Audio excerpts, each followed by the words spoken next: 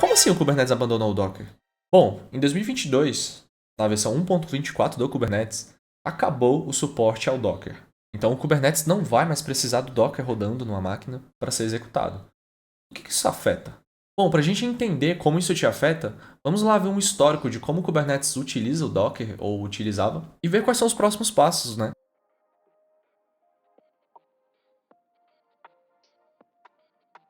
Meu nome é João Vale, seja bem-vindo a mais um vídeo. Primeiramente, é importante entender que a implementação de containers vem de muito tempo. Às vezes até antes do que a gente imaginava. Lá em 2007, um grupo de engenheiros da Google começou a desenvolver o que hoje nós conhecemos como containers, implementando um conceito chamado cgroups no kernel do Linux. Basicamente, cgroups é uma abreviação para Control Groups. O que são Control Groups? Control Groups é uma implementação focada em particionar e dedicar recursos computacionais como CPU, memória, disco e rede para um grupo de processos específicos. Hoje, cgroups são a base de vários projetos de containers, como o próprio Docker, que é a ênfase da nossa conversa de hoje. Eu fiz essa linha do tempo para a gente entender, né, a implementação de containers até chegar no Kubernetes e como ocorreu, né, a substituição do Docker, sendo que hoje a gente não precisa dele para rodar Kubernetes. Vamos então para 2012, o ano em que o mundo ia acabar. E, bom, o mundo não acabou e o Docker foi inventado. E logo em 2013, o Docker começou a estourar na comunidade, tanto em adoção quanto em implementação, até em ambientes empresariais. Naturalmente, em 2015, existiam outras soluções, como o próprio Rocket do CoreOS e o LXD, que é o Linux Containers. É aí que a Linux Foundation percebe a verdadeira feira, que está se tornando as tecnologias de containers, e propõe os padrões conhecidos como OCI, Open Container Initiative, com o objetivo de padronizar essa tecnologia.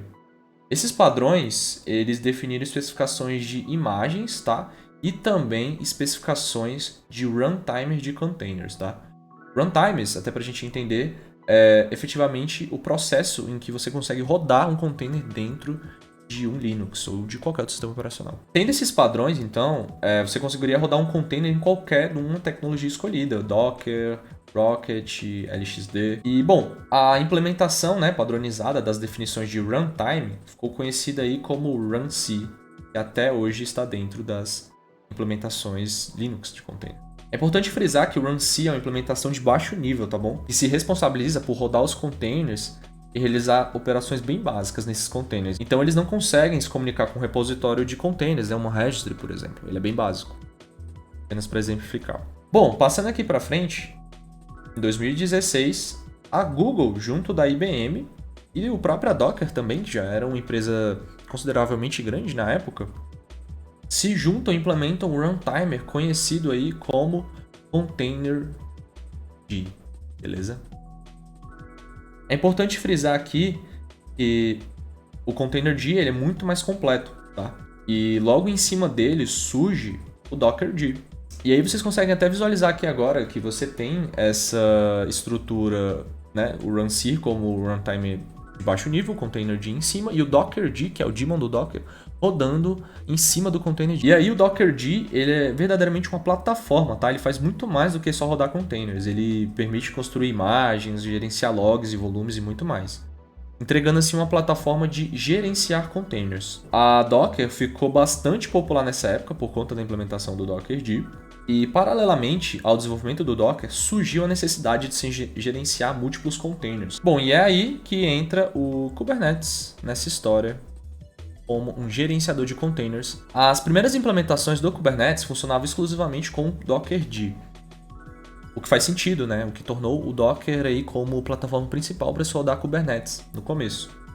E o Docker, até aquele momento, ele não era diretamente compatível com a interface do Kubernetes para se comunicar com os runtimes de containers. Interface essa chamada de CRI, Container Runtimer Interface. Era quem fazia essa ponte entre os runtimes de containers e o Kubernetes. E esse CRI poderia se conectar a vários runtimes de containers, porque ele era padronizado, então Containerd ou até o próprio CRI-O, que é uma alternativa aí de runtime. Bom, e como o Dockerd não conseguia se comunicar diretamente com o CRI, foi necessário implementar um código temporário chamado Dockershim, ok? E o Docker Shin sempre foi um código temporário, um gato mesmo, né? Em que você teria ele por algum tempo, até você ter o Docker ou qualquer outra solução, ou qualquer decisão de projeto em que o Kubernetes se comunicasse diretamente com o runtime de container e não precisasse passar pelo Dockerd. Então o caminho, né, quando você implementava Kubernetes usando Docker, era a CRI, que se comunicava com o Docker Shin, fazia essa interface, com o Dockerd, né, que é aí o daemon do Docker, né, a implementação do Docker. Passando um pouco aqui para frente na nossa linha do tempo, na versão 1.23, lançada aí em 2021, né, o Docker Shin entrou para o estado de deprecado no projeto Kubernetes, e no 1.24, que saiu esse ano, em 2022, acabou o suporte a ele por parte do Kubernetes. E morreu. Bom, um detalhe aqui é que o Kubernetes ele suporta esse CRI somente agora, tá? E conversa com vários runtimes, como eu havia dito, o próprio CRI-O e o Containerd, tá? Então, várias plataformas hoje não estão mais usando o Docker, o daemon, né? Dockerd, quando eu digo o Docker. Então, o caminho padrão hoje de várias tecnologias atuais para se implementar containers está sendo através da CRI se comunicando diretamente com o Containerd. Então, o Docker Shin perde a sua necessidade, né? E aí agora você tem o seguinte caminho. Consiste basicamente em você ter instalado o Containerd na sua máquina, e aí o próprio CRI do Kubernetes vai fazer essa interface, e aí você vai ter a sua infraestrutura para rodar os seus containers e orquestrá-los utilizando a ferramenta do Kubernetes.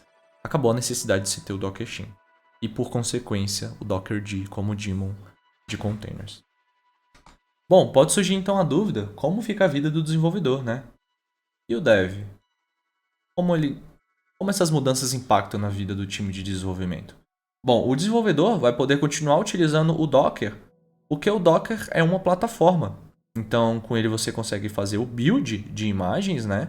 Você consegue também olhar logs, gerenciar volumes também. E tudo isso ainda é possível, tá bom? Então, o desenvolvedor ainda pode ter acesso, né, trabalhar na sua máquina, continuar criando seus Dockerfiles da mesma forma, fazendo o build das imagens e enviando para suas registries, ok? Então, o impacto na vida do desenvolvedor vai ser mínimo. Bom, a única atenção que o desenvolvedor precisa ter é a dependências com o Docker, tá? Então, se suas aplicações estiverem trabalhando diretamente com referências ao Docker da máquina, é preciso verificar e trocar essas referências. Mas no geral, é isso. Hoje já existem várias distribuições de Kubernetes que são instaladas automaticamente conversando direto com o Containerd, sem o Docker. A exemplo, o K3S e o RKE2, que a gente sempre aborda nos nossos vídeos aqui no canal. Então, se você tem interesse, eu recomendo muito você subir um cluster de Kubernetes com o K3S, com o RKE2 e testar a sua implementação, que já é direta com o Containerd. Bom, era sobre isso que eu queria falar com vocês hoje. Obrigado pela atenção. Qualquer dúvida, deixa aqui no comentário, dá o like no vídeo, se inscreve no canal e a gente se vê nas próximas. Tchau, tchau.